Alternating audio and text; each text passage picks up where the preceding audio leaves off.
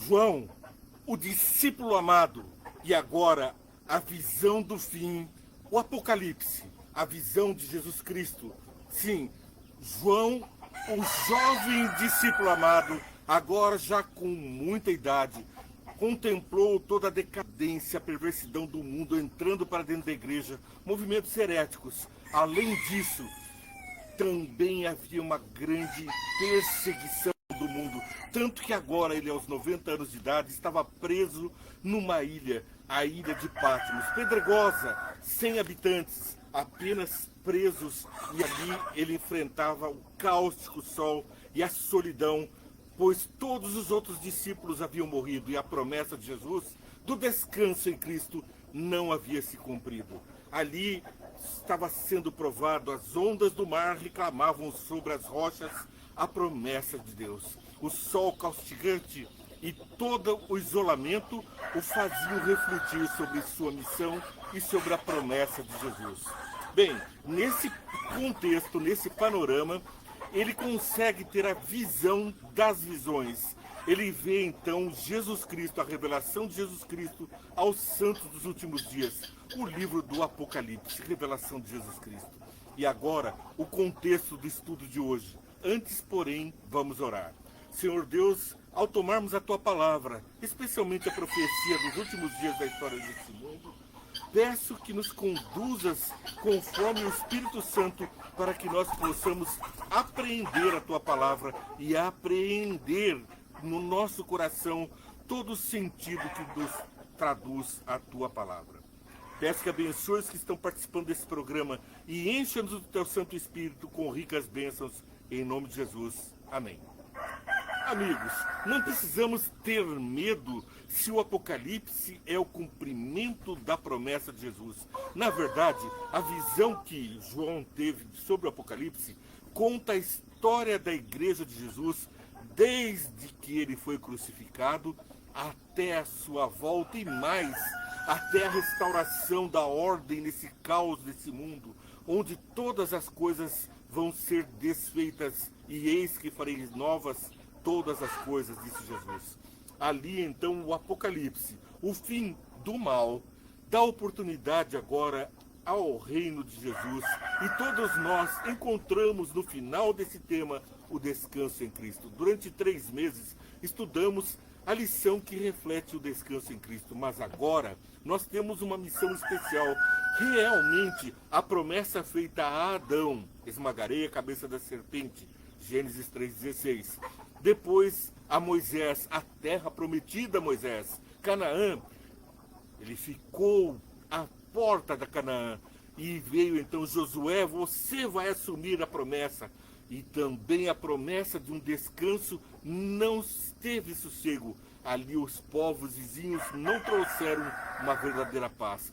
Todas essas promessas apontam para aquela que nós estamos perto de ver o cumprimento. Estamos muito próximos pelos sinais que o Apocalipse, Mateus capítulo 24, os livros proféticos que falam da volta de Jesus e do final desse mundo, apontam para o momento exato em que nós estamos vivendo.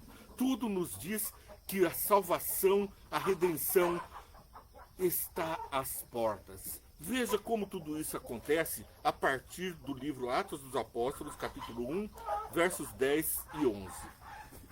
E eles, quem eles? Os discípulos, inclusive João. E eles ficaram com os olhos fixos nos céus, enquanto ele, Jesus, subia. De repente, surgiram diante deles 2 homens vestidos de branco, que lhes disseram: Galileus, por que vocês estão olhando para o céu? Este mesmo Jesus que dentre vocês foi elevado aos céus, voltará da mesma forma como o viram subir. Portanto, quem tem dúvidas sobre de que forma Jesus vai voltar e estabelecer o seu reino nessa terra, se vamos ser abduzidos, se vamos ser conduzidos aos céus de uma forma que não seria perceptível ou visível a todos, aqui está a revelação.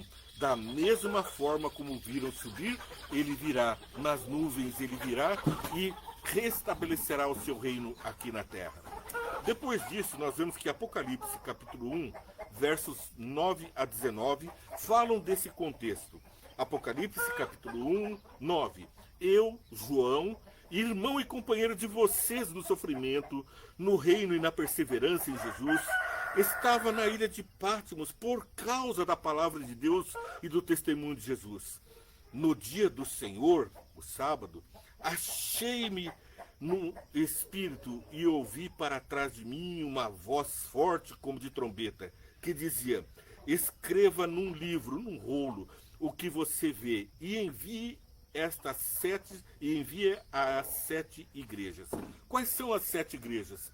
Durante o período após Jesus, a primeira igreja surge no ano 33, e ali estava então a igreja de Éfeso. Depois Esmirna, que esmagada pela perseguição, transpirava um suave perfume. Pérgamo, Tiatira, Sardes, Filadélfia e finalmente a nossa igreja, a igreja do tempo do juízo, do julgamento, ou seja, Laodiceia. Aquela que Deus disse que não estava nem morna nem fria, bem como estamos hoje, contemplando as portas da volta de Jesus e dormindo. Desperta, ó tu que dormes, mas nós estamos mornos, contemplando a salvação que vem, mas distraídos com o mundo. E agora, então, vem assim: no dia do Senhor, escreva num livro. Voltei-me para ver quem falava comigo, verso 12. Voltando-me, vi 7 candelabros de ouro, e entre os candelabros alguém semelhante ao Filho do Homem. Quem era esse, senão nosso Jesus? E com uma veste que chegava a seus pés e um cinturão de ouro ao redor do peito, sua cabeça e seus cabelos eram brancos como a lã, tão brancos quanto a neve, e seus olhos eram como chamas de fogo. Seus pés eram como bronze numa fornalha ardente, e a sua voz como o som de muitas águas. Tinha em sua mão direita 7 estrelas, e da sua boca saíam uma espada afiada e 2 gumes. Espada afiada de 2 gumes. Sua face era como o sol, quando brilha em todo o seu fulgor. Que simbolismo é esse do Apocalipse? Como descobrir a revelação sobre esses símbolos? Bom, nós temos que entender que a própria Bíblia traz a revelação. O Espírito Santo que trouxe essa revelação, a revelação de Jesus Cristo, não poderia ser em metáforas, ela tem que ser real. E a explicação dos símbolos está logo nos versículos seguintes. Então, verso 15. Aliás, 17. Quando ouvi, caí a seus pés como morto. Então estava com medo, porque o poder de Deus estava ali, né?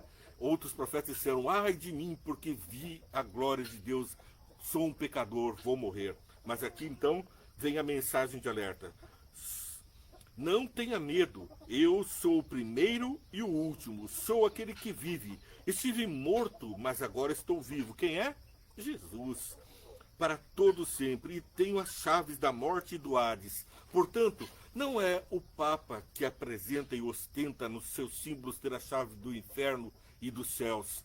Não, da morte e da vida. Não. Aquele que tem a chave é aquele que ressuscitou dos mortos, porque ele era justo, não era pecador. A sua morte foi injusta, porque o pecado é que traz a morte. Aqui a alma que pecar, esta morrerá, diz o apóstolo Paulo. E ao contemplarmos que o salário do pecado é a morte e que nós somos pecadores, merecemos a morte, e que Jesus não pecou e sofreu a minha morte, a sua morte, então agora nós temos a salvação. Não tenha medo.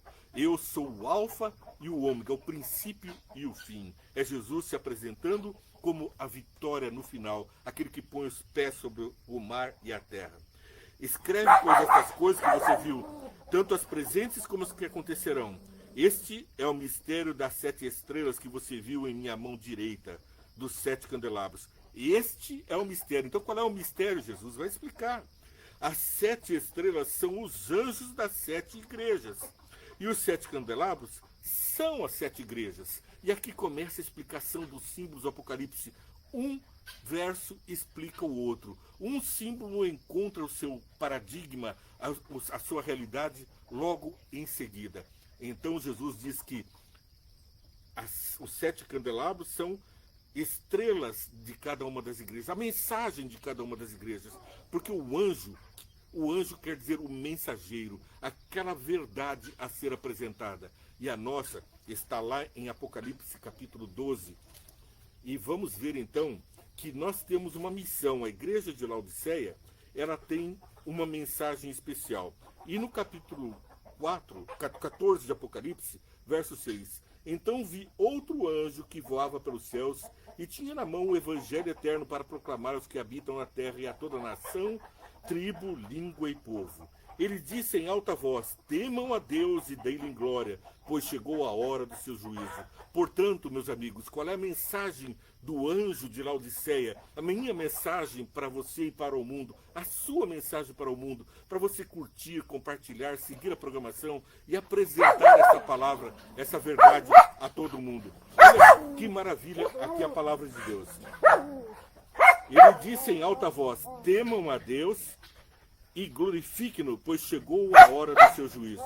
Adorem aquele que fez os céus, a terra, o mar e a fonte das águas. Então a nossa mensagem é para adorar aquele que fez os céus, a terra e a fonte das águas. Um segundo anjo também da igreja de Laodiceia, do nosso contemporâneo, o seguiu dizendo: caiu a grande Babilônia, que fez todas as nações beberem do vinho da fúria da sua prostituição. Então nós temos o final, a queda do mal, a queda da confusão espiritual, é a destruição da confusão e o estabelecimento da verdade, que é para o nosso tempo. Um terceiro anjo seguiu, dizendo em alta voz: se alguém adorar a besta e a sua imagem, e a receber a sua marca na testa ou na mão, também beberá do vinho do furor de Deus, que foi derramado sem mistura no cálice de sua ira.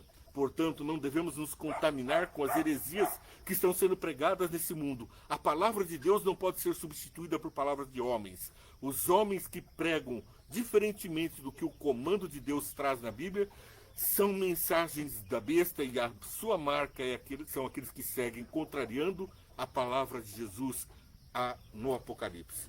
A advertência veio e foi bem fundada. Mateus 28, 19 e 20, repito. Mateus 28, versos 19 e 20. Portanto, vão e façam discípulos de todas as nações, batizando-os em meu nome, no nome do Pai, do Filho e do Espírito Santo, ensinando-os a obedecer a tudo o que eu lhes ordenei. E eu estarei sempre com vocês até o final dos tempos. Portanto, a graça salvífica de Jesus segue de ordem de obedecer os seus comandos. Porque aqueles que obedecem são os que receberam a graça. Aqueles que querem a graça para continuar no pecado não querem os céus, querem a tirania do eu, querem o domínio e o império do mal. Mas o mal termina. Apocalipse 21, 1 e 2, partindo para a finalização do programa. Então vi novos céus e nova terra, pois o primeiro céu e a primeira terra tinham passado. O mar já não existia, havia a cidade santa, a nova Jerusalém, que descia dos céus, da parte de Deus, preparada como uma noiva adornada para o seu marido. Portanto, a nova Jerusalém é bela como uma noiva, ela é a verdade pura sendo restabelecida. É com vestes de noiva que desce a nova Jerusalém para purificar esta terra de toda a maldade, de toda a impudícia, da inverdade, da mentira, do falso profeta, da besta do Apocalipse.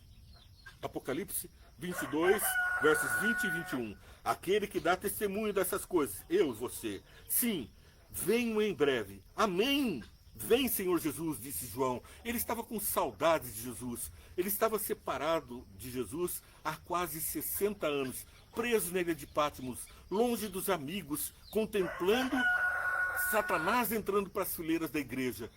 A perseguição dos santos, ele próprio já estava experimentando ali o caldeirão de óleo fervente e agora a prisão na ilha de Patmos, sofrendo a perseguição, mas esperando, ora vem Senhor Jesus. Não percamos essa fé, pois, Apocalipse 22, 21, a graça do Senhor Jesus seja com todos. Amém. Com todos vocês. É o desejo do Venha Entende, a programação que vai diariamente ao ar, para você curtir, compartilhar, seguir a programação tocando o sininho para ser alertado e para que o mundo seja alertado do juízo vindouro, da restauração desse planeta, da graça de Jesus, do amor do Pai e da nossa salvação. Que Deus te abençoe e faça de você um baluarte da verdade, um sino da verdade, um farol num mundo escuro. Que Deus te abençoe e muito.